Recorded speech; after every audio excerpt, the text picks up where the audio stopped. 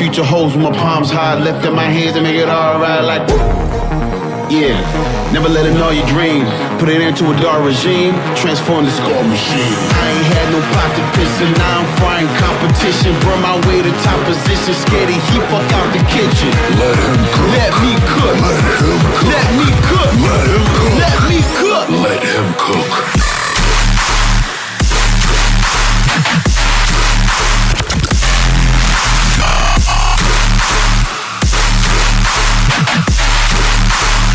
I'm frying competition. What up? I love it. Nice intro. What's up, Kevin? Ladies and gentlemen, boys and girls, children of all ages, we are here. It is time. It is time to break some rules. It is time to talk to some smart guys and some crazy Cuban that you just never know what's going to fly out of his mouth. That show was amazing. I'm excited to be here. I don't know what we're going to talk about, but I'm ready to give my 2 cents, and I'm ready to hear what you guys got to talk about. I mean, I like listening to y'all, you know, because you guys are really insightful, really smart with your stuff. You guys are kind of like Bret Hart on here. You know, you're technical when it comes to, you know, being. I mean, you guys been doing it for a while anyway, you know, but still, you know. It's a good look, and I'm just here to add color to this painting. Hey, listen, on the Bret Hart topic. Yeah. I just don't have. I'm not gonna carry around 30 years of pent up frustration.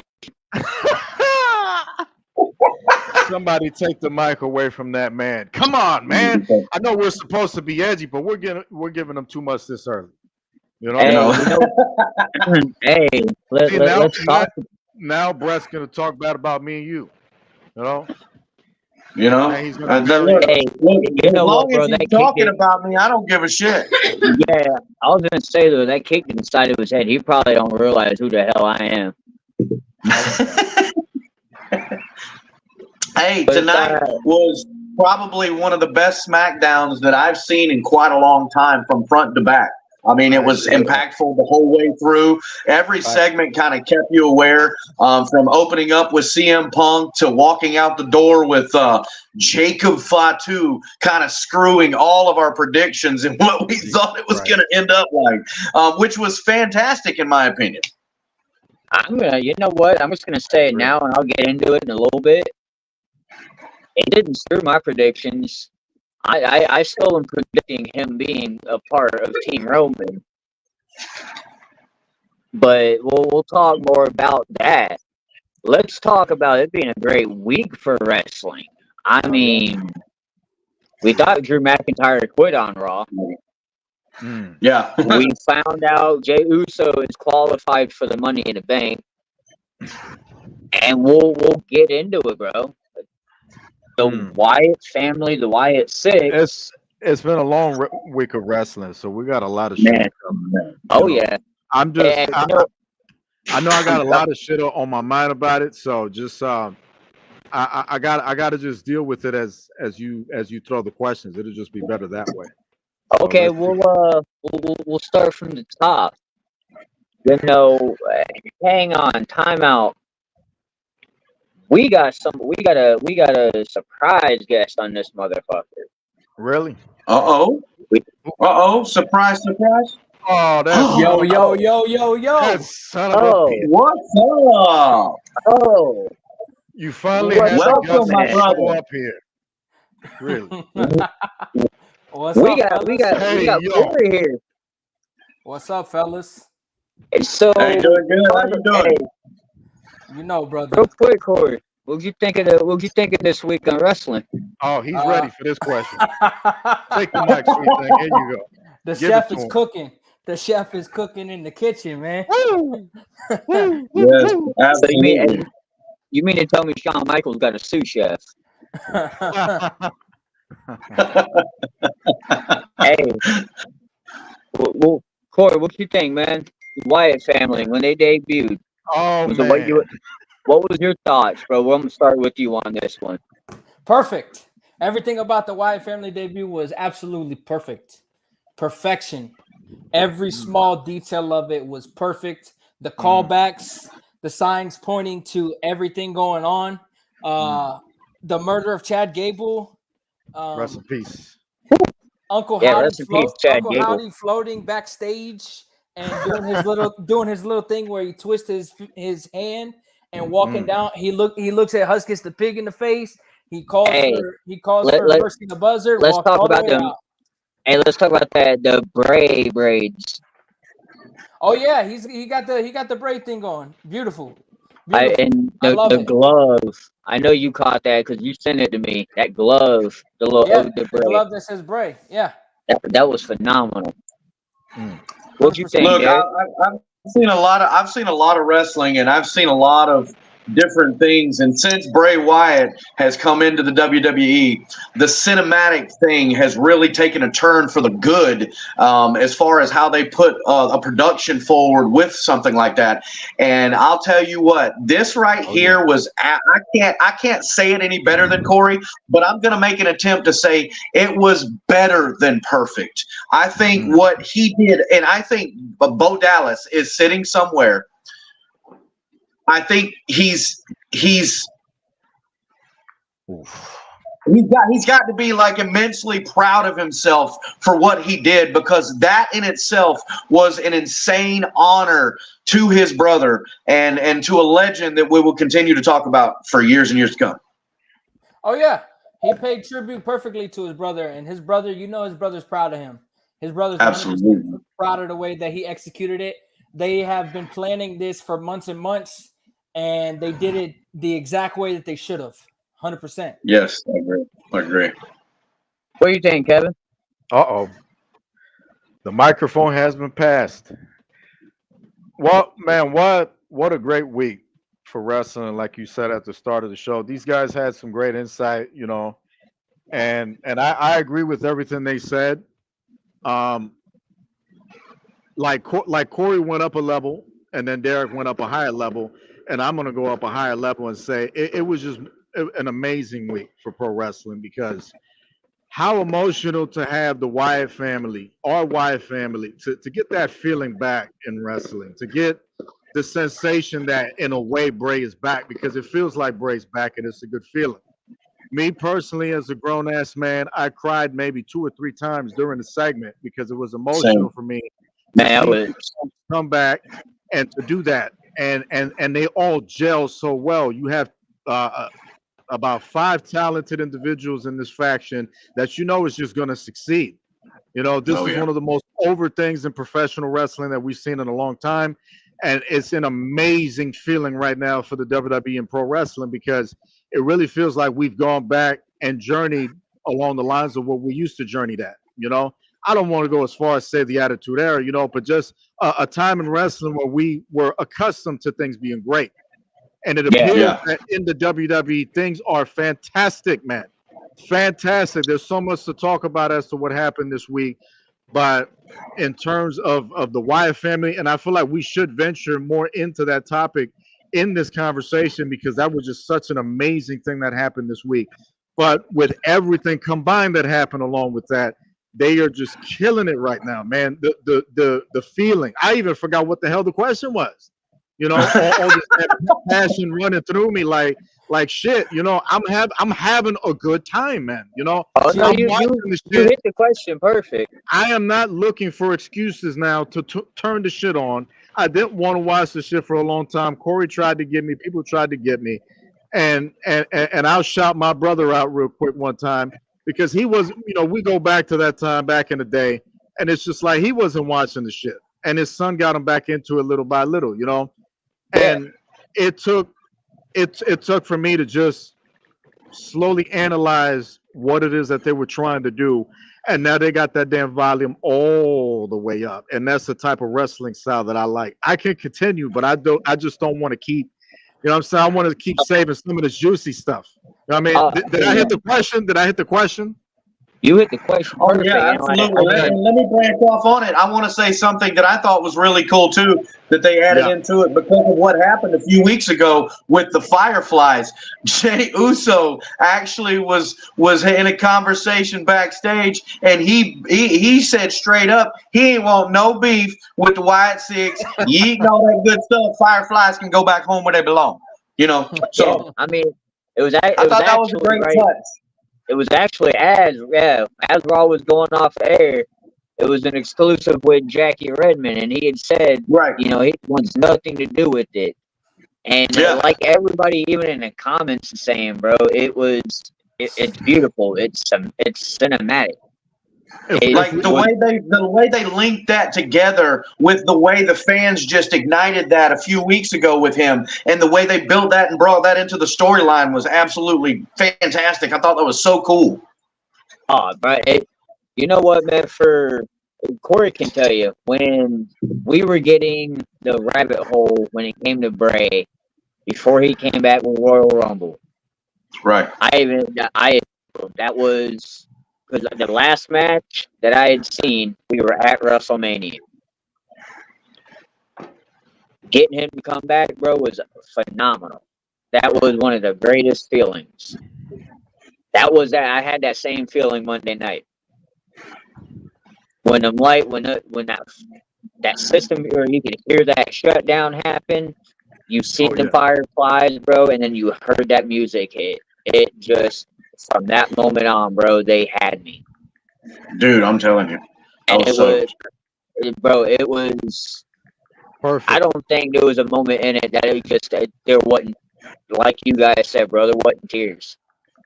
They all got. It was. You had bodies everywhere back there, and yeah. Let's talk about it, bro. The fact that I was trying to say what I had to say, but since we might as well get at it, you know. Let's run it. We might as well get at it. Oh, Derek was talking. Somebody was talking. No, I was gonna say, so with the bodies laying in the back, yeah, I'm gonna start off with hell. And Corey, tell me if I'm wrong. You would caught Gunther back there. You would caught Cody Rhodes back there. You'd also caught Triple H, Carmelo Hayes, and then top it off with Chad Gable. With them killing, and again, Corey, hit me if I'm wrong. I'll let you finish, and then I'll talk. With Chad Gable being pulled off of, I'm guessing, all the socials and all that, as if they killed the character off. This could be perfect for a full heel turn for Chad Gable. All right. So you mentioned these names of people who it looked like they took out on Monday. Yes. So these people were designed to look like they were taking out superstars backstage. However, they only really took out Chad Gable. Chad Gable is the one person that they actually took out that was a superstar. The rest were extras that were hired for the segment to look like certain superstars because they wanted you to talk. They wanted to paint your interest in what was going on. As for the question of, does this bring us a full Chad Gable heel turn? Well, during SmackDown, Adam Pearce released a message stating that Chad Gable is cleared to compete in the ring, but while he was doing it, his stream glitched and Abigail popped up at the end again to try and scare you. So the Wyatt Six are taking over not only Chad Gable, but they are also going after Adam Pearce. Because if you remember, Adam Pearce was the postman for the Firefly Funhouse. So they have power over Adam Pearce. So they have taken over Adam Pearce and his social media. There's some interesting stuff coming on Monday. I'll tell you that. Well, I was going to say, because I had seen that they had taken over the Pat McAfee show on Wednesday. They took it over yesterday, and they took it over today because Pat came on the air today saying that, it was something with a drone. The Navy SEAL that was on the show yesterday, they said it was a drone flying around. Well, at the end of the Pat McAfee show today, the stream went out again, and all you see is you lied. So Pat McAfee is also a target of theirs. And Raw just so happens to be in Indianapolis on Monday. So it's going to be a very interesting episode on Monday. You're not going to want to miss it. So, Okay. Like now, hey, is that a prediction? Is that a prediction or a spoiler alert? now, I'm going to tell you that is a spoiler alert. Do not miss Monday Night Raw. Now, heading into that, you would caught only 5 cats. You would caught Joe Gacy, Dexter Loomis, Nikki Cross, Bo Dallas, and Eric. Is it Eric Rowan or are we going with Eric Redbeard? It's Eric Rowan. He's back to his white family character. He's back to okay. Redbeard was his independent character because WWE owns the rights to Eric Rowan. Yes, I get that. I didn't know if they were letting him come back under that gimmick or what. The 6th member, is that the Lantern, or are we getting another person? The 6th member of the Wyatt 6 is the memory of Bray Wyatt. So basically, the Lantern. So if you notice, like I sent you on Monday, the glove says Bray. Anytime that you see Uncle Howdy put the glove to his ear, he's going to be talking to his brother. His brother is going to be giving him directions. So it's going to be interesting to see how it all plays out. There's a lot of interesting things coming in the WWE in the next few months that I'm pretty sure you're not going to want to miss. This week was just the beginning. Whoa. Why the hell you keep talking like you a damn salesman or a GM or some shit, man? Talking your normal voice, man. You know? Oh, no, hey. This is Corey's normal voice these days. He's selling for everybody. Hey, he's selling a good product right now. That's all I know. If we shoot him in the leg, will he sell? That's what I want to know. Or does he bleed out? But when it comes to all this, man, like, and I'm glad you brought that up, Corey, because that was the one thing I was wanting to know. If Bray's that 6th member, why don't you turn around and, you know, when the lantern's on, Bray is there. When the lights go out, when the lantern goes off, they're coming after you. Will we see a reincarnation of the Fiend? You will never see the Fiend again. The Fiend was special and specific to one person and one person only. Will you feel the spirit of the Fiend? Probably, because Bray Wyatt was synonymous with the Fiend. However, the character that Bray Wyatt was portraying before we ultimately got him off of TV and then his untimely passing, him and Uncle Howdy were building to a type of relationship with each other that was not with the Fiend. He did not want to bring the Fiend back in that capacity. It would have been a different type of character because the Fiend died when VKM had him lose to Randy Orton at WrestleMania. The Fiend is dead. Yeah, bro. I remember us talking about that. That was bullshit. That put Bray Wyatt into a space in his head where he was like, can I do this anymore?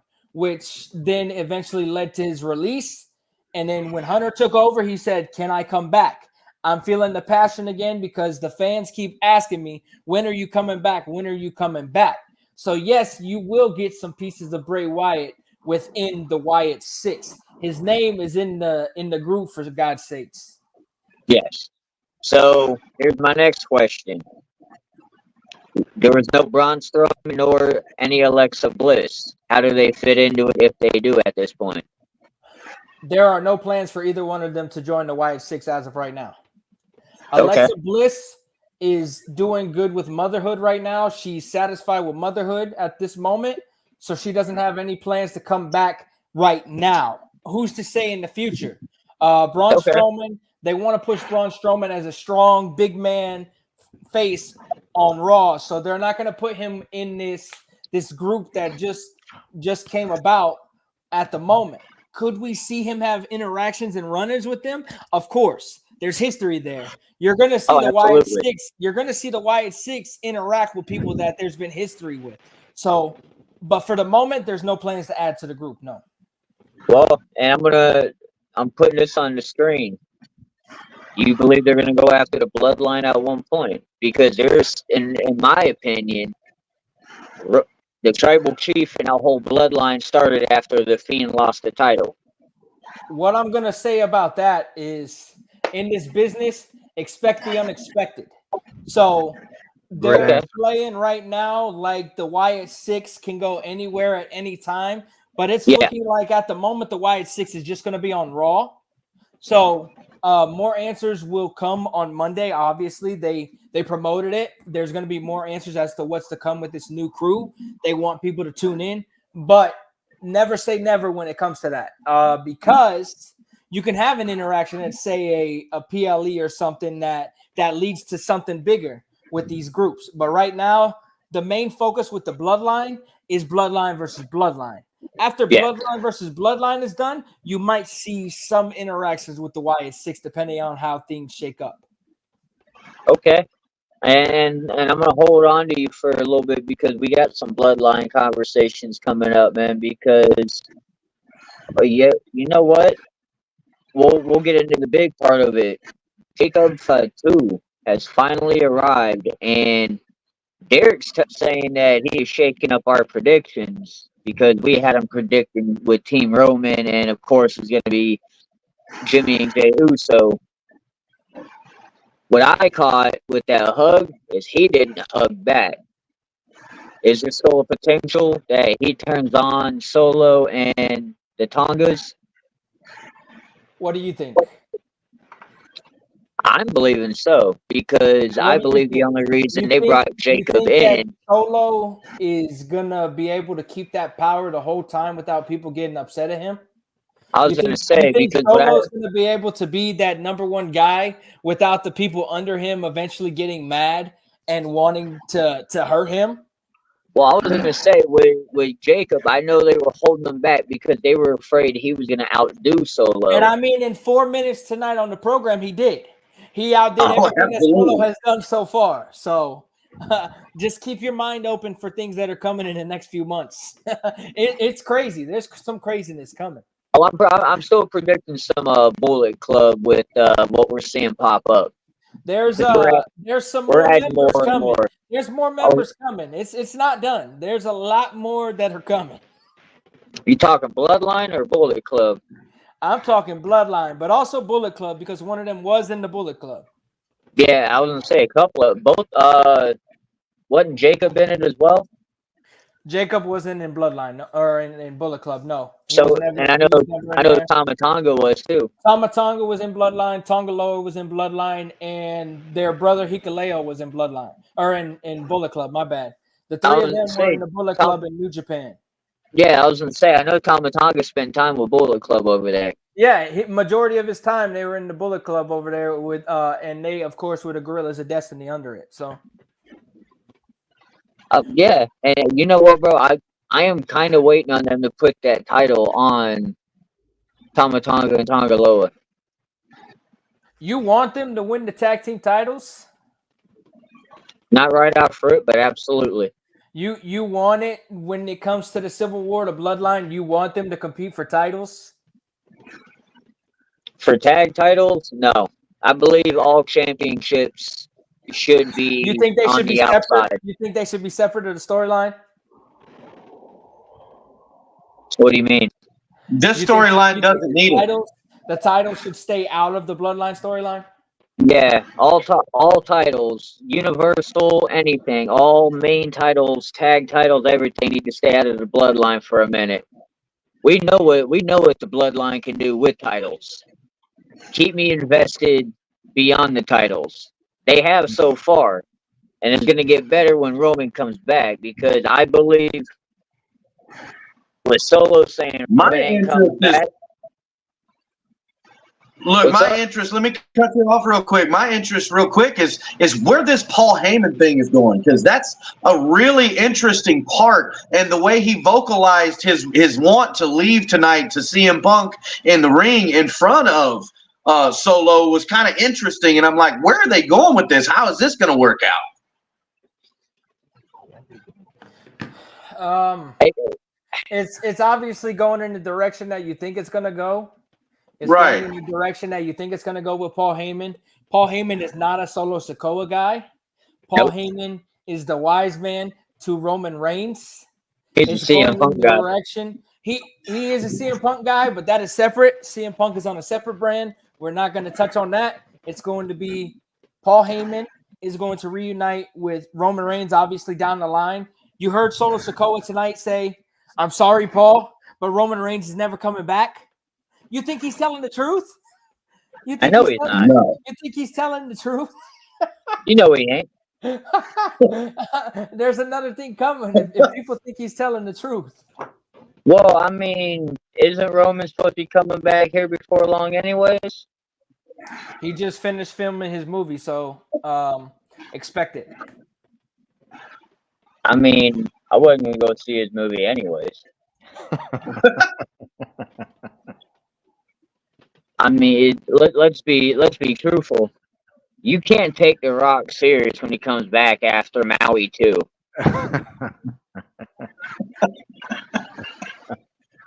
You're welcome. No way.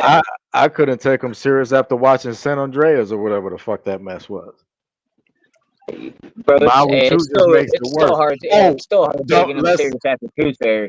Let's not forget, chill out. Quit mentioning. You forgot to mention Be Cool or whatever the hell it was called. Oh, bro, that was, yeah. He had them tight ass silk pants on or some shit like that. Yeah. Shit, player.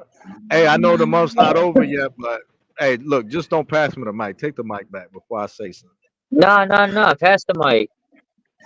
Look, I'll speak on Jacob Fatu coming in. Like, yeah. It kind of had me flipped on what I thought was going to turn out in the storyline. But I'm like Corey, like for one, like I read the same things you read, but I felt like I read them a little differently. Like to me, I feel like Solo feels like he has control. One, I feel like he brought Jacob into the fold, and he knew it was coming.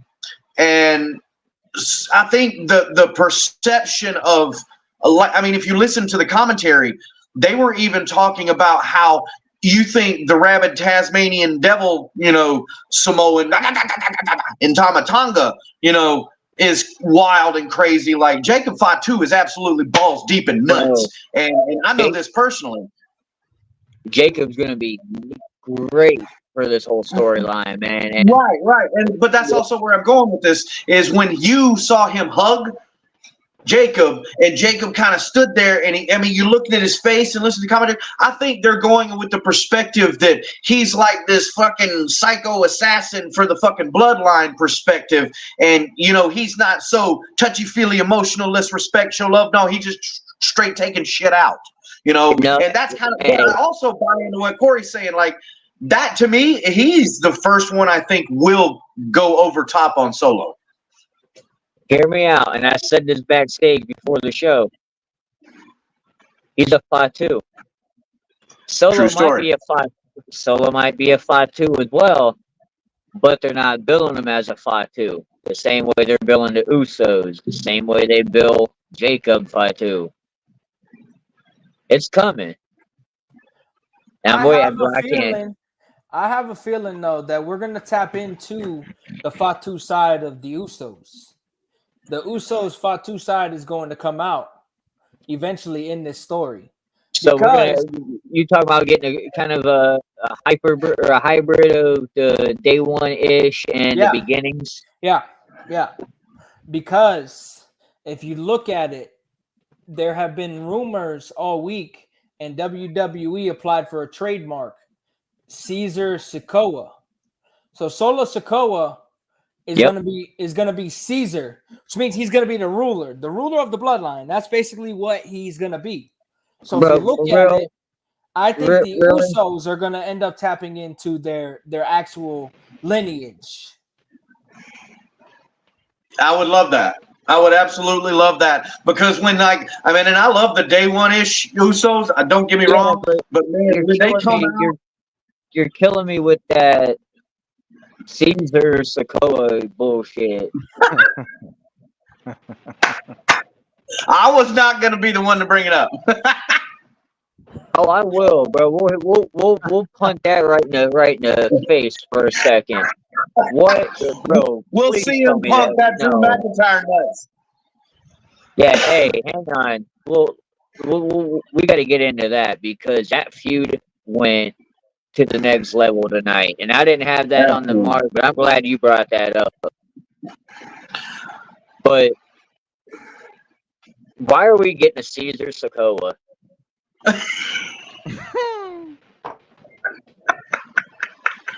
You know what, Kevin? Take the mic from all of us for a minute. What are your thoughts on this whole Jacob Fatu? I think it's great. You know, I've seen some of his work outside of the WWE. So when he was going up to hit the splash through the table, I started marking out while I was talking to Corey, and I thought it was fantastic. You know, I had conversations with Corey in which I was trying to figure out, you know, if he comes in, where is he going? Is he going to do NXT? Is he going to do Bloodline? You know, and we found out tonight it looks like he's going to be sticking around on SmackDown. The Bloodline is out there looking like the goddamn bounty hunters at this point. You know, they're just missing Dog now. You know, somebody I mean, Solo kind of looks like Dog the bounty hunter, so he's got that. Well, he changed the haircut. You know, but you know they're there neck and neck. These guys are. They're making their own little impact. You know, factions matter more than ever now in WWE. I'm not going to say more than ever, but I'll say they matter again in a way that they should. You know, all these guys are competing for territory. They're competing for power and titles and control, and everybody's. You know, you're starting to see people make an impact in the company. So that's a fantastic thing going forward for the show. Jacob Fatu, to answer your question, you know, he's. His first night in, he's putting down, I mean, bona fide Hall of Famers. Hall of Famers. You know what I mean? Hall of Famers that are, you know, and he's putting his hands on people that are important in wrestling. He made a huge impact in his entrance. I'm sitting there waiting on Wyatt Six to show up, and I felt like I got my money's worth just by him showing up and the great episode. I'm glad I wasn't the only one waiting on the Wyatt Six. Definitely. I wasn't optimistic, but I was waiting. They implemented a shit ton of security tonight, and I'm like, okay, they got to be doing something if they got this much numbers in the building, you know. They kept you wondering. They kept you watching. They kept you wondering, but with the ending and the way it was directed, it wasn't disappointing, and it wasn't a typical letdown. No, not at all. I think honestly, if you look to all the members of the Bloodline and how they entered into the WWE, I think Jacob Fatu's was far and beyond a bigger, impactful entrance into the WWE than any of the other three. I can agree with that. I agree. Yeah. I can agree with that. Because Jacob Fatu, with Jacob Fatu, of course you were expecting him. They've been talking about it since WrestleMania. You were expecting him to come in, but Trevor, you didn't know when. Welcome to the show, man. This sweet little thing, man. Round of applause. Oh, my bad, Corey. Here's the mic. Goddamn. You were expecting this man to come in at some point, but you didn't know when.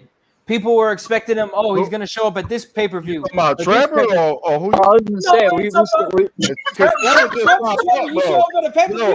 no entrance music or nothing. He just walked out. You showed up at a pay-per-view? He's got a weapon. Look out. Oh my God! The motherfucker got some fun facts. Trying to show up to is Toronto. I've been trying Toronto. But hey, you know what? Hey, well, look, we've talked about Jacob Fatu tonight. Let's make a segue. We talked about it a minute ago. Let's go ahead and discuss the CM Punk and Drew McIntyre situation because, man, hang on. Go back. Hang on. I'm out. We just got Trevor on the show. Let's get Trevor's input on this Jacob Fatu, and then we're gonna kind of rerun. I want Jacob Fatu first, and then we're gonna run into the Wyatt Six, and then we're gonna kill it with the Pumpkin McIntyre. All right. So first off, man, what would you think of the Jacob Fatu? So first off, I was shocked. I dropped my phone. Like, I don't know. Is that why you relate? I was in the middle of chaos and like finally stopped and looked at the TV and I'm like, what the fuck? Oh, okay. Yeah, you know what? Hell yeah. I'm not gonna lie, it's about time. I've been waiting on it. I'm happy. Also, I kind of texted you about this earlier, Buck. I was like, tonight, Solo had a heel actually feeling to him tonight. He had that. Yeah. So Yeah. that kind of piqued my interest a little bit about what's gonna happen. So I was already, hair sticking up about that. I like that he came. I like where this is going. It adds a lot of intrigue of this whole does Roman come back? How we pulling the strings on this? Which way are we going? We sit here every week and we say we think it's going this way, and god damn it, do we get a plot twist every day? Yeah. And hey, and Kevin mentioned it, man. The beef and security tonight really felt like it was for the Wyatt Six. But if you look at it, tonight was really based on a lot of breakdown in security. Yeah. So like they stressed the whole max security, heightened security. We got extra security on hands. They even flashed security with Bailey backstage. You talked about it, which led me to be like, okay, so security is going to lap and we either are getting something. Like, I'm not going to lie. I thought the main event was kind of going to turn into a tag team, CM Punk, Cody Rhodes, how it sounded at first, but it didn't. So I was kind of like, okay, so my thought of Drew McIntyre just coming out and wrecking shit. Yeah. I mean, it happened, just not the way I thought it was going to happen based off how the show started. So it's funny, but I like how they did it. Well, and we'll kind of run it back before we talk more about that lapse of security and the Drew McIntyre and CM Punk. What we had thought about, it was all four. The Wyatt Six showed up on Monday night. We had given our thoughts about it, man. What do you think? So I heard what y'all said. I agree with everything y'all said. This was cinema. First off, this has been my question for like the last, I'm not gonna lie, since Hunter started taking over a little bit. Why do our sport and entertainment, because let's be real, it is entertainment, why does it not classify for some form of a primetime Emmy, Golden Globe, some shit? Because this motherfucker is like this.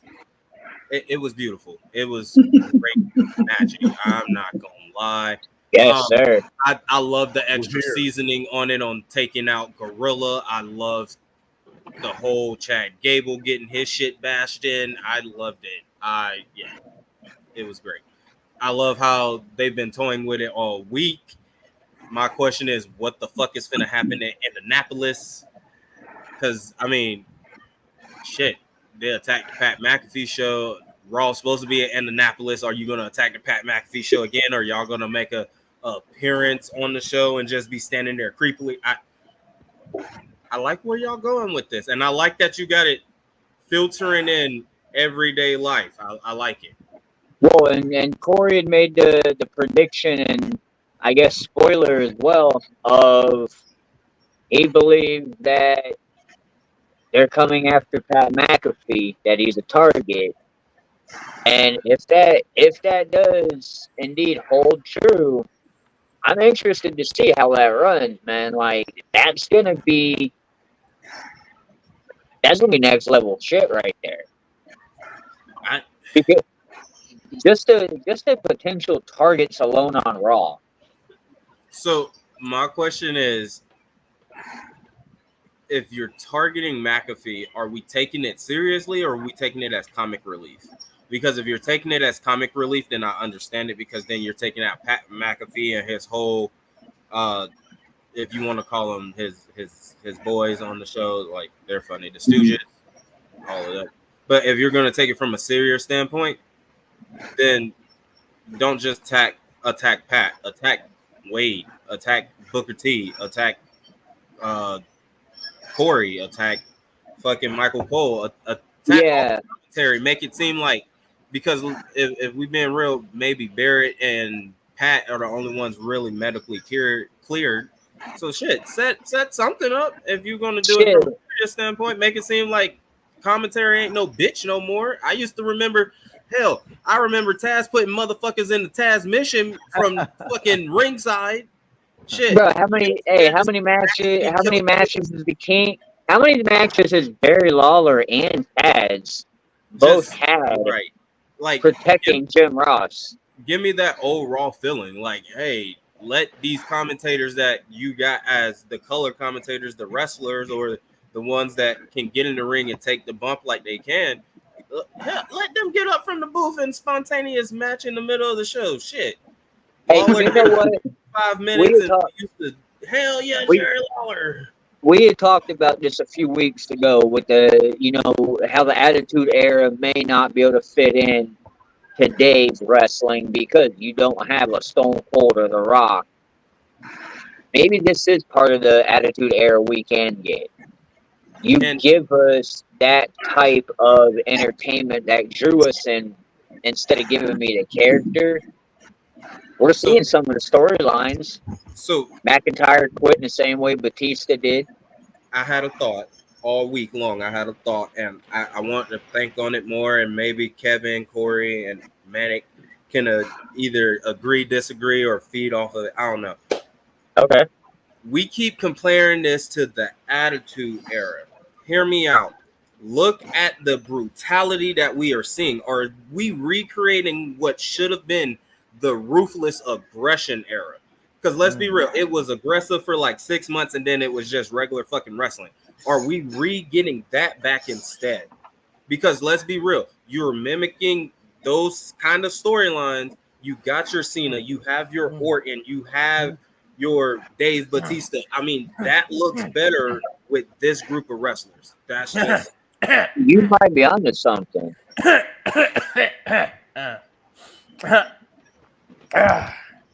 I ain't even going to reply. Go ahead, Eyeball. You got something to say or what? Yeah. I told you it looked like an eyeball. let me pop in here. So to what you just said, when you talk about it like that, somebody was still putting their hands on the product. And when that said person was putting their hands on the product, you couldn't go full speed ahead yet. Now, because said person is no longer associated with said company and they are about to probably be criminally charged with something, and you have full control of the company now in the way that you've wanted for a while with the talent that you have now, because this roster is deep as hell. This is a deep roster with different talents. You have different talents all over. So with that, yes, you can build this into a different type of end of 1990s Attitude Era type of thing right now with this group that you have. Yeah. Will it compare to the Attitude Era? Probably not. Can it get absolutely not? Can it get to that level? Yes, it can.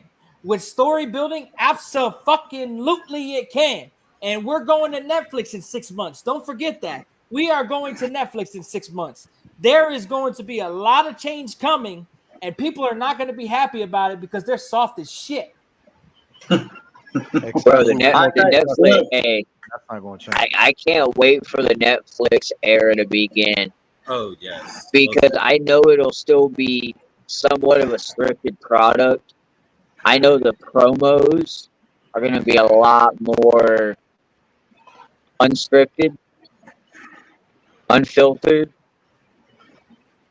And we're going to get I love that we get these superstars keeping the kayfabe alive on social media to an extent. It could get really interesting if they really embrace it. Oh, they got freedom on social media. You see superstars out here cussing each other out and all kinds of stuff all over social media now. It's like they have the freedom. There was a report earlier in the year talking about, TKO told these talents, don't go out here, we're TV PG, blah, blah, blah. The Rock came in and said, that's a bunch of shit. That is a bunch of shit. Do what you want to do on there. Build your character outside of the product as well. because it will make people invest in the long run. So stop your shit. Pump the brakes.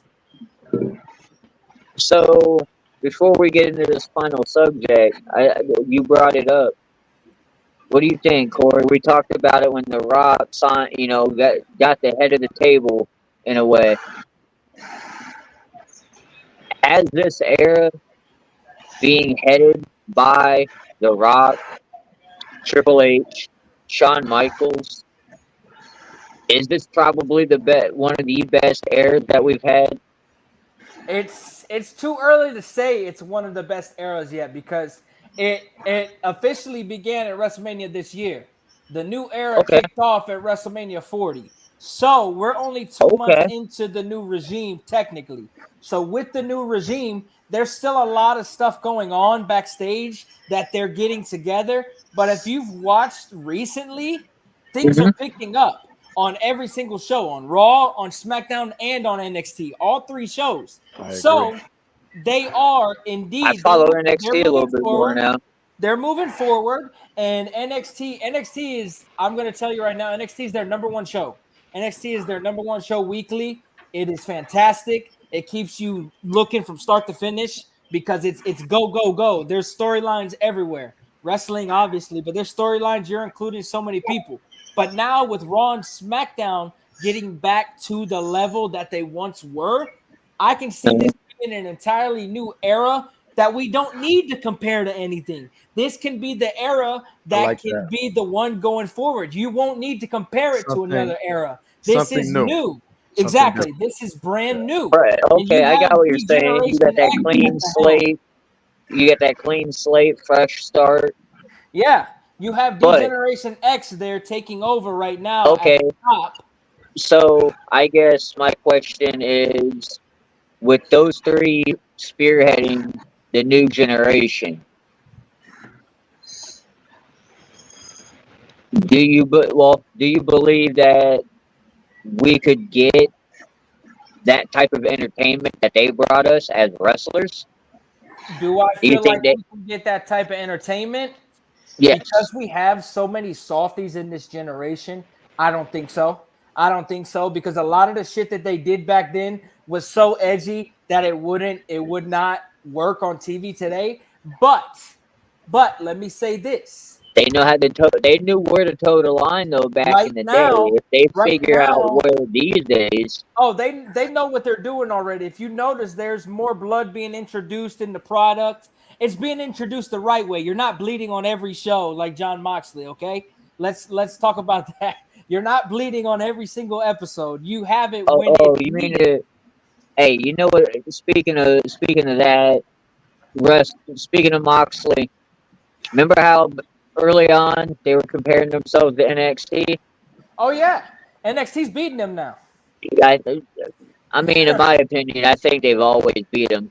But given that, maybe they should try to pick back up where NXT's at before they start hitting the rest of the company. So the problem with that, since we're going into that direction right now to just talk about that for a little bit, the problem with that is you have a cokehead at the top of your company. Your owner, your CEO, your booker, everything. Get that motherfucker. That motherfucker, he's terrible. He's a mark. He books for 5-star matches. He books for 5-star matches. He doesn't book for long term. He books let me put a 5-star match on. He doesn't book for long term. Your EVPs don't know what the fuck they're doing either. The most important EVP left the company in 2022. Yeah, I was gonna say the most over of them all is in our intro video. Without him, what is AEW's name without him? Honestly, Cheap Pop. What is AEW without that guy? Without the Rhodes name attached to the company, what do they do? You know, it's crazy. From the Carolina Panthers of wrestling. I remember when they first came out, I thought it was the gateway. It was, hey, it's something fresh, bro. We're gonna get this new shit because I knew WWE was doing the cross promotion. We were happy as hell. We were going to every show that they had down here. We were happy. We were having fun. Yeah, I remember seeing the posts. And then what happened? They went a Bro. completely different direction. You know, it's crazy, bro. Abruptly, It's like too. the best wrestling they gave us was during the pandemic era. You want me to tell you where AEW fucked up? They started challenging WWE instead of trying to build off of it. Bingo. You're not a You know, competitor. You're not a Hey, competitor. you know You what's crazy, bro? Another option. You're not a competitor. Absolutely. You know what's crazy? I compare AEW to WCW, and in my opinion, bro, they're not even close at all because they're more of like it's like TNA, Early TNA. like early TNA. Yeah. That's what it felt like, and that's what it still feels like. I think you're giving them too much credit by even saying that. And I might be, bro. They might be MLW. I can't Well, think I mean, he's got a right. He's got a right to say that because the talent there is way better than anything TNA on a comparison level. But what they're doing with that talent is they give them that freedom over there, but they don't build anything long term. And I can watch a match. I can watch. They highlight a good match. Excuse me. On TV. I'll pop the show on and I'll watch it for a good match. But man, I can do it with the volume on mute. And that's sad for wrestling. So I ain't even gonna lie. I have Rampage on right now. Have not paid attention, but the TV's been muted the whole time. Hey, same. So swear to God, same. like it's on because it's wrestling and like. Whoa! Hold on, time out. We have an image. Whoa! Hey, let me just say moved something. his face back from the camera. Now all we can see more than the eyeball. Hey, let me just say something real quick, bro. You ain't in a jail cell, man. Put some posters up. You ain't even in the Bears, bro. Put some posters. Chill.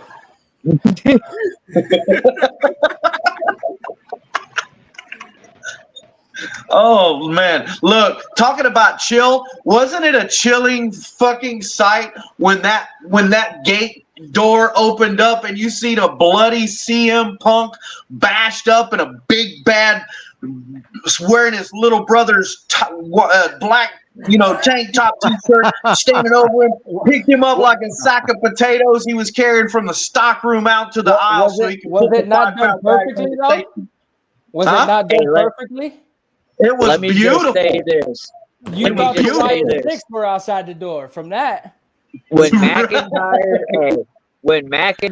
quit on Monday, bro, Alex looked at me and said, "Is this for real?" Nah, he'll show up on either TNA or SmackDown. No. He quit, and then we were watching it. She's like, "You really think he quit?" Nah, he just quit Raw. Yeah. He'll show up on SmackDown. He did exactly. He showed up on SmackDown as an invader because he quit. He wasn't a talent on SmackDown or Raw. He's a free agent right now. Yeah, and I was gonna say and he showed up exactly doing the same thing to CM Punk that CM Punk did to him. Yep. Showed up in his hometown. Yeah. And whipped some ass. And bro, he might be a free agent, but I can't wait to see how this happens. The feud's gonna be real fun. This match is going to be an insane match when they finally make it happen. They have taken this on a personal level, and I'm talking like, let's go back years and years and years. I mean, I know you guys remember, but are you guys aware of the wars between men like Dusty Rhodes and Chief Wahoo McDaniel, the personal battles they had, and Magnum TI, like how personal it was in NWA back in the day, because it wasn't on a lot of TV, but you were able to get away with a lot because there wasn't any guidelines for TV back then, and the way they're going at it personally, like CM Punk basically calling him out, like, you were in your country and you fucking failed. Well, when I'm in my home, I win the championship. So I don't know what that says. He's taking obvious shots at Drew McIntyre. And then when you open that cage up and you see that blood, I mean, it's like, yes, this is going to be a very brutal word we just spoke about and savage ending to this feud. And I can't wait to see what comes between now and then. You know what? If you I'm look just gonna at say. it, I was gonna say. I'm gonna say this real quick. I'm gonna say this real quick. This is where I don't need a match for it. I don't need a match yet. Yeah. You're keeping me locked just with the promos. Oh, no doubt. No doubt. The promos are What about you? absolutely good. What were you gonna say, Corey? when it comes to storylines with this new regime, they're letting them be themselves.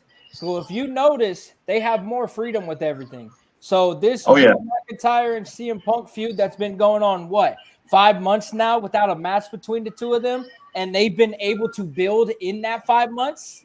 That match, when it happens at SummerSlam, is going to be absolutely insane. Insane. And if you peeped on SmackDown, CM Punk didn't take any bumps. He is not fully medically cleared just yet. But when he does become fully medically cleared, the match is on, and it's going to be one hell of a match. Hey, so let me just say this. When they opened that gate, he should have laid down probably, a couple seconds prior. Because you definitely could tell that he was just laying down, and it was, I like it. It was great, but that's my Easter egg for the whole thing. He should have probably laid down. He should have laid down just a little bit sooner. Well, listen, when we first went on show with Kevin last week, he come on and was hyped on CM Punk, so I'm damn sure interested to see what he's got to say about this. Yeah, Mike's all ears, my man. Well. What can I say? I mean, I thought it was great. I enjoyed it. I popped, CM Punk. It's interesting Buck said that because I didn't notice that they had set him up in place, because I heard the bang and then I'm thinking, who could it be? What could it be? There's so much going on tonight. And, I suspected that he was going to kick Punk's ass, but I thought he was going to do it in the ring, the whole Jim Ross Austin type of thing. He bust him open. He bled. He didn't take him to the ring, though. He came out, laid him on the stage. I thought it was fantastic. It was almost like an animal feasting, bringing the head back to the leader type thing. So I thought that was pretty dope. And I think Corey or somebody said, the build has been fantastic. I'm gonna go ahead and lean back on this a little bit and say, before Corey said what he said, I was thinking to myself that great build. I don't expect it to be a good match. But after what Corey said, and I'm not just sucking up to him, I just thought it was a good point he made that now that I think about it, I go back and think of the massive build going into this match. It is going to be epic. I'm just hoping that Phil is able to move and do his thing. I was watching his match with Dominic earlier, and I'm not going to lie to you. We saw like 2 matches from him. You know what I mean? And I don't know what to expect when he's on the ring. He's in the ring. I don't know if it's going to be full time or the way they're going to work it out, whether he's going to be working pay-per-views or whatnot. But I really hope he's able to keep up. He's able to move. He looks in fantastic shape. And there's going to be people that are going to be obviously divided, but also, the Vince McMahon thing with sizes. This dude is weird. There's going to be people who are going to have an issue, because Drew's bigger than Punk, and at times these can be interesting styles that are good for matches, but sometimes people don't like them. So I don't know that, there's going to be basically different people looking for different things in that match. I just hope it delivers, and I hope Punk or anybody gets hurt. It could be a big deal. It could be a real big deal. Great showing tonight. In my experience with Drew McIntyre, when he's been that edgier, aggressive Drew McIntyre, his character to me is flawless in those moments. I think he has a better step ahead of all the moves, whether it be the promo. He's gotten really fantastic in his promos over the last year. Yes, sir. Yeah, but his edgier side and the way that Corey, to branch off of what Corey said with the freedom these guys are having, and you can clearly see it for anybody that's watched wrestling for more than 10 years.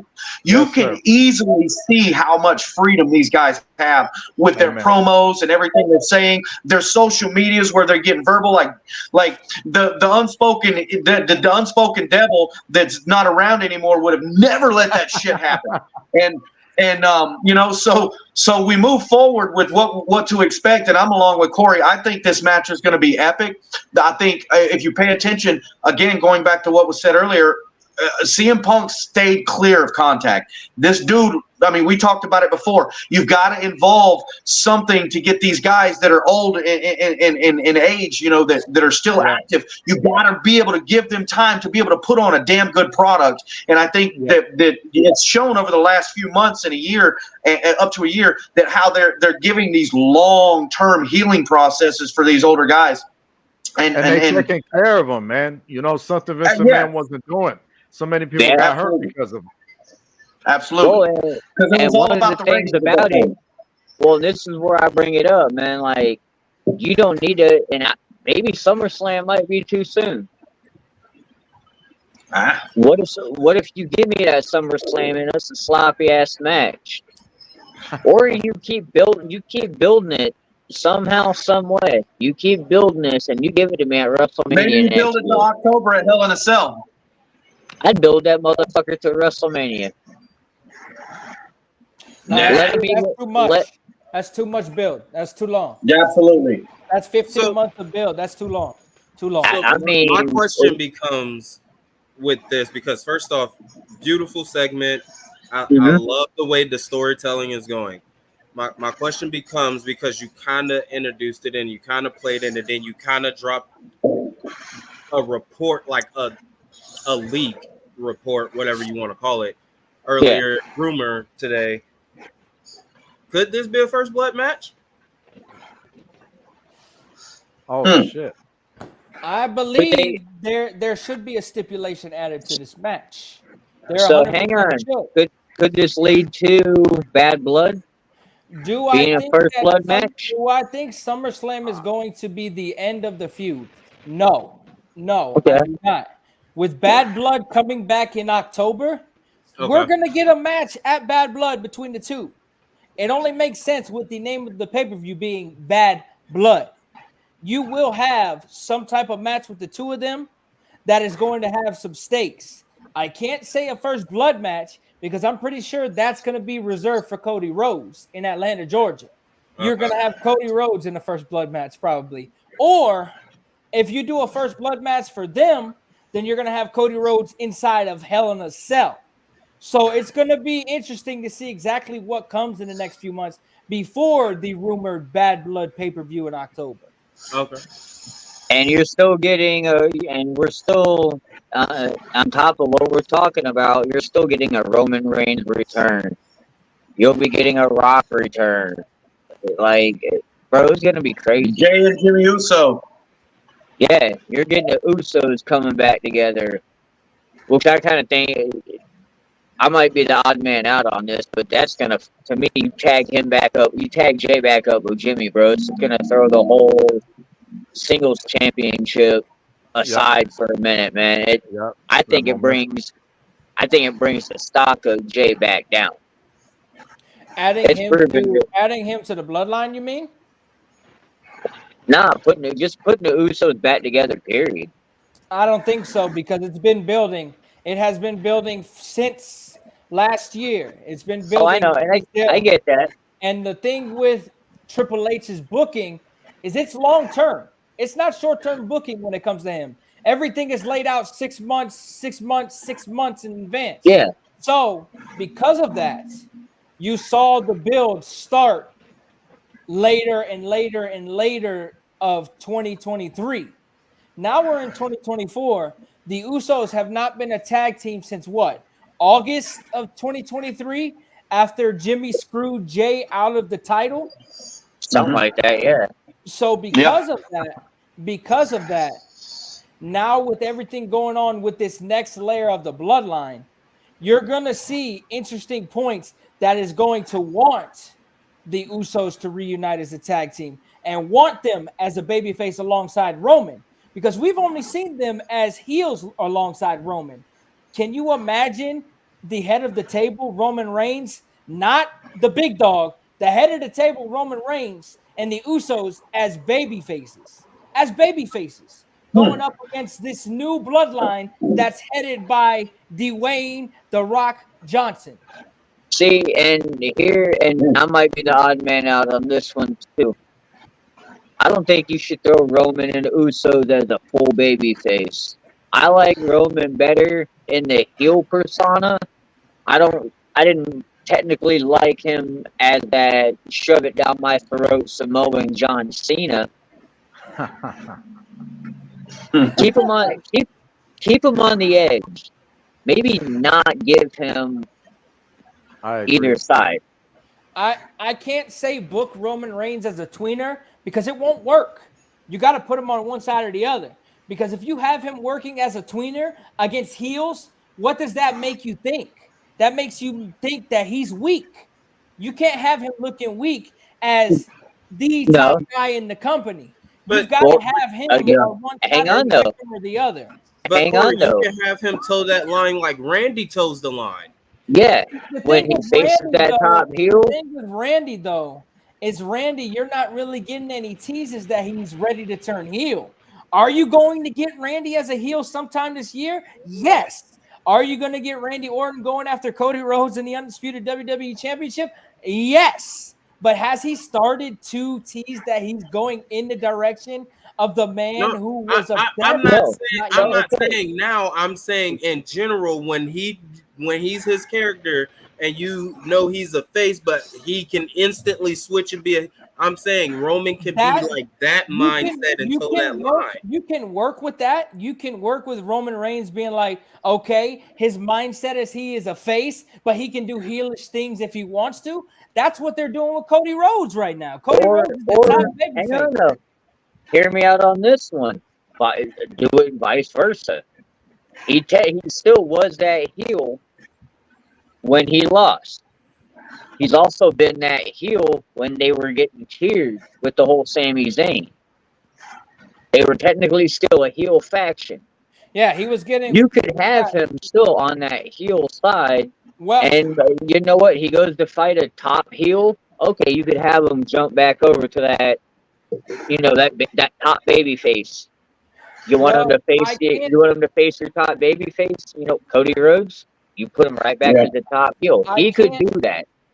I can't say that he was getting cheered when they had Sami Zayn in the bloodline because Sami Zayn was getting cheered in the bloodline. The rest of the bloodline was getting booed. No, Roman was getting some of the best mic work at that time when he was great character. Mic work, yes.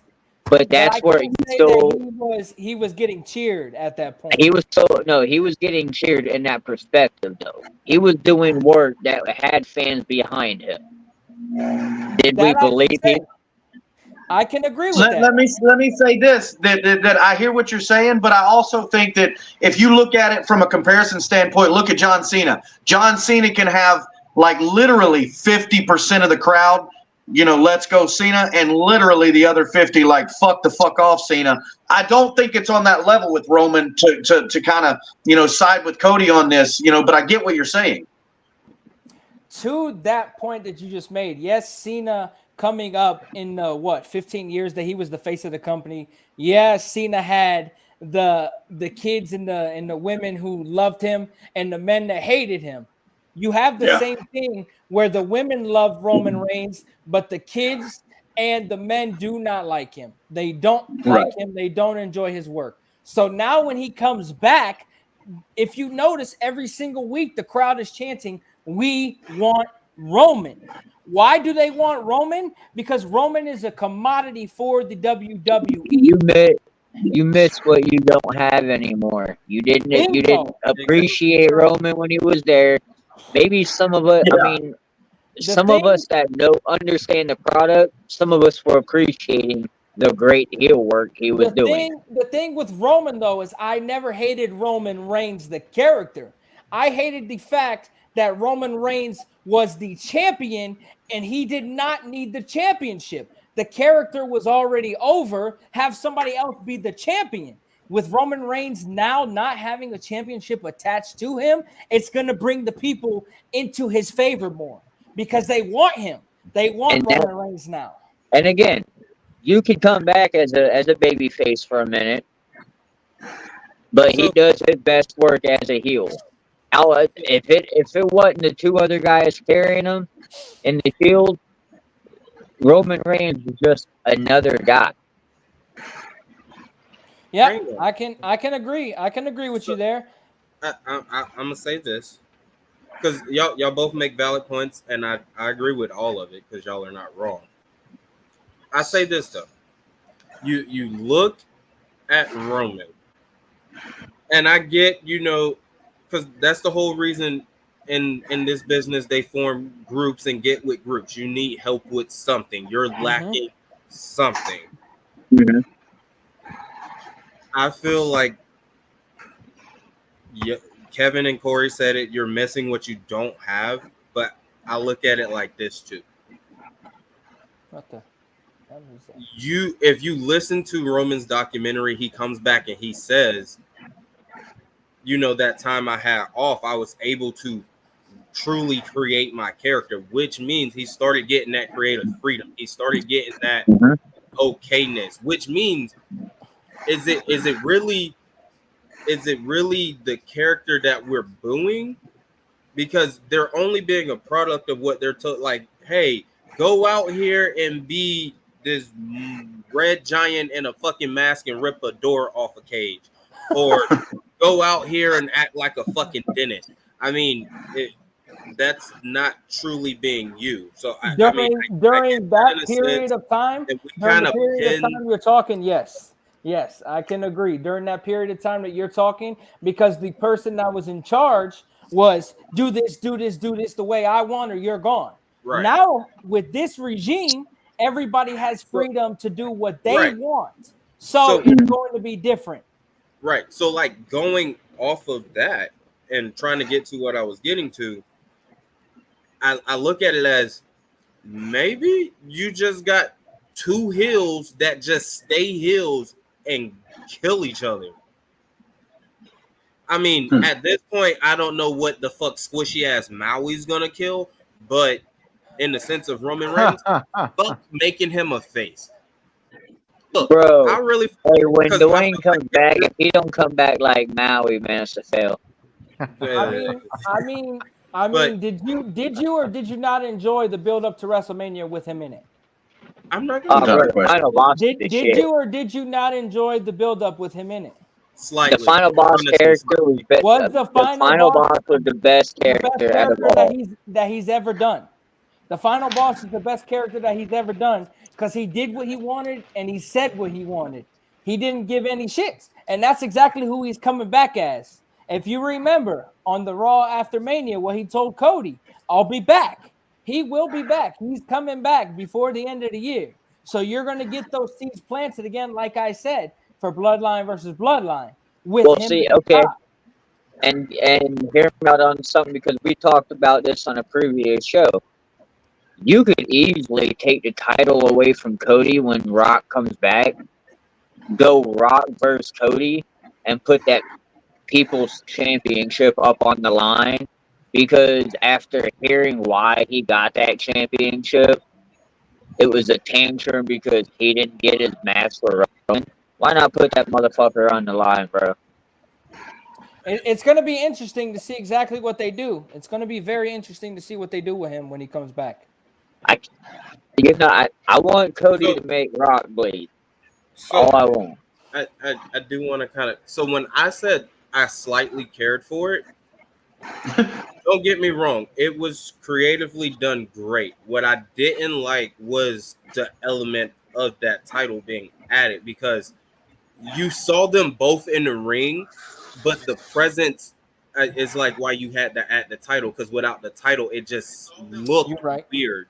You look at both of those figures. You look at that Roman Reigns. You look at that Rock. What do we know? I hate to say it, based on the last, almost 1,500, 1,400 days. they need a title to make that picture look right. And I feel like that's why that was added. So I don't see or feel like that title needs to be broadcasted if Cody has the main thing that The Rock and Roman both want.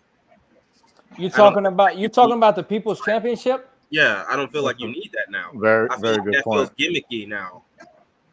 Especially with the product you've been giving us, you bring That's that. a I mean, very- if you go back to the original conception of the bloodline, it was made relevant that the actual position of head of the table was just as big a claim as a belt and a title to those people. So when you get to that bloodline rules war, to me, that's the fucking title. The leadership of the bloodline at the end of the day is what I feel like the winners are going to be rewarded of in the end. Am I right, Corey? That's exactly No. the I'm direction talking they need to about. go. I'm talking about when we get Rock and Cody at one point, Derek. You know, Right. Oh, when we were talking okay. about not needing to have that title on Cody, you could have Right. Rock and Cody go for that people's title just because it was added in for that element. But for the head of the table, bro, all you need is that red lei that Roman wears. That's all you got to put on the line. It's going to be very interesting to see what they do when it comes to the bloodline, because I felt like the bloodline was getting very, very stale, and I was getting sick and tired of the story. And then, of course, in February, you have The Rock come in. The Rock comes in and says, oh, yeah, it's going to be me and Roman in WrestleMania for the main event. Cody says, you're out of your goddamn mind. I'm keeping my main event. So that's when the switch flipped. The switch flipped with the bloodline. I was like, okay, there's a whole new element to it. And then Roman loses at WrestleMania. I'm like, okay, so what do they do with the bloodline now that Roman Reigns and The Rock are no longer around? And then you introduce Tama Tonga. You introduce Tama Tonga. You introduce Tonga Loa. Now you got Jacob Fatu. So it's going to be interesting to see the direction that it keeps going, because they keep adding elements that you're expecting, but you don't know when it's going to happen. So that's the element of surprise that they keep catching you with, that I'm enjoying when it comes to the storyline. 100%. I think they're top of the game right now. And see, that was something we had talked about on our show previously, Corey, is when you took that belt off for Roman and you knew Roman was going away for a minute, where did that bloodline story, where would it go? We all knew with previous inclinations that Solo was going to be the tribal heir. He was going to take over. So we all kind of understood when Roman went away, something like that was coming up. I like the element they brought in with, the Girl of Destiny, because that was something I didn't see coming. I didn't see Tonga Loa coming before Jacob Fatu. Yeah. I expected Jacob Fatu to take out Jimmy Uso. Everyone seemed to have expected Jacob Fatu after WrestleMania due to the fact that he signed at WrestleMania. He had a GCW booking the day before Mania and pulled out of it. So everybody was like, okay, he's going to WWE now to join the bloodline. When they added Tama Tonga was rumored to have signed in WWE in January. However, everybody thought he was going to NXT because the Good Brothers were there at that time. So you were going to, of course, you're going to reunite the Bullet Club over there. Instead, you bring in a Tongan to join the bloodline, and you get the surprise element like, holy shit, what just happened? We now have the Tongans infiltrating the bloodline. So that's when we had looked it up and we had realized that it was bloodline coming from Haku coming from The Rock. Yep. Mm-hmm. It's going to be fun to watch. Can't wait for more to look. I can't wait for Monday. I can't wait for next Friday. What? I'm not going to lie. I don't really give a damn too much about the bloodline. But it's looking good right now. They are adding members to this faction for the longest time now. What Corey said, that shit went stale for a little bit. I'm Yeah. like, Yeah. I don't really care about it that much no more after Roman stepped out. And then they do this thing where it's like, look, well, we got this person, we got that person. I like that, and that roster is continuously stacking up. I love to see it because it's how wrestling should be done. You should Yes. have your 30, 40 top guys. The hell with it. You know what I'm saying? It's about making stars. That makes Yeah. business better. That makes ratings better. That makes everything better. You know what I mean? That's what Tony Khan is missing over there. You know what I mean? Well, you can guarantee as long as Paul Heyman is attached to that bloodline, they're going to keep that storyline going decent because I've never seen a storyline with Paul Heyman end up in the dumpster. Like never. If they could keep doing it this good, brother, I say bring a saga on. I mean, That's how I and look. you also got to take into consideration how decent the storyline is going right now. It's not top tier, but it's really good right now. Yeah, And you look at absolutely. the experience within WWE and that type of brand and how they produce their product compared to Yeah. New Japan or other organizations out there. They're doing really well with the inexperience of these three guys, and Paul Heyman being Absolutely. attached to them is a very key element in that. With the- them coming Oh, in, yeah. Hold on, real quick. Jacob Fatu was out there tonight, looking like he had been there for 10 years, man. yeah. No, Yeah. no shit. Yes, he That's has. all I But gotta say. Yes, he did. that being said, that just proves to me how far and beyond above the other three, how good Jacob Fatu is as a professional that wrestler. That too, absolutely. What I I'll agree. add on to that is you mentioned how WWE is up here and then everybody else has their own levels when it comes to it. So when they came into WWE, they adjusted to the system like that. If you notice, Tama Tonga looked like he fit in right away when he attacked Jimmy. Tama Tonga Yes. looked like he fit in with the WWE system right away. Then you had Tonga Yes. Loa come in. He looks like he fits into the WWE system. Now Jacob the- Fatu is These are regular people just like us, bro. Yep. And Yeah. now Yep. they're superstars overnight. They fit right into the system. So it's Yeah. like, yeah, they've been in the business because of their family. They've been getting it and getting it and getting it. So they're not like everybody else that WWE is getting, bringing into NXT. No, these are guys who have been on the independents 10, 15, 20 years. That they're finally getting their shot with WWE now that the other person is not in charge anymore. And look how good they look under the WWE umbrella. Look Yeah. at how good they look. Absolutely. I agree with that. Absolutely. Great insight. Yes, sir.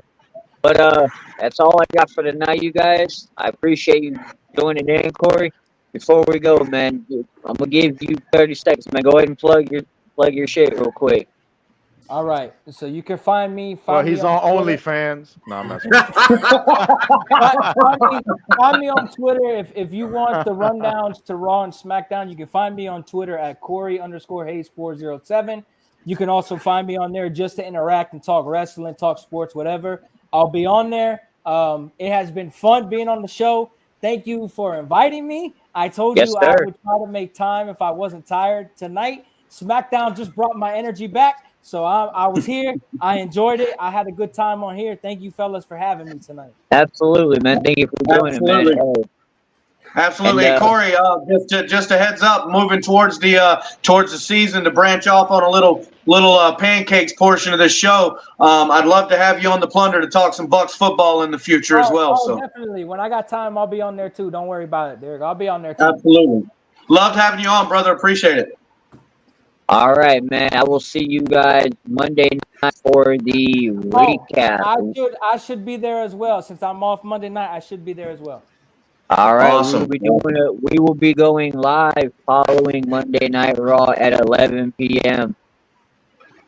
Look forward to it. All right, fellas. As for Wait, Derek, hang on. ManicBuc Stevens, Hang on. and BucDad, I appreciate Kevin.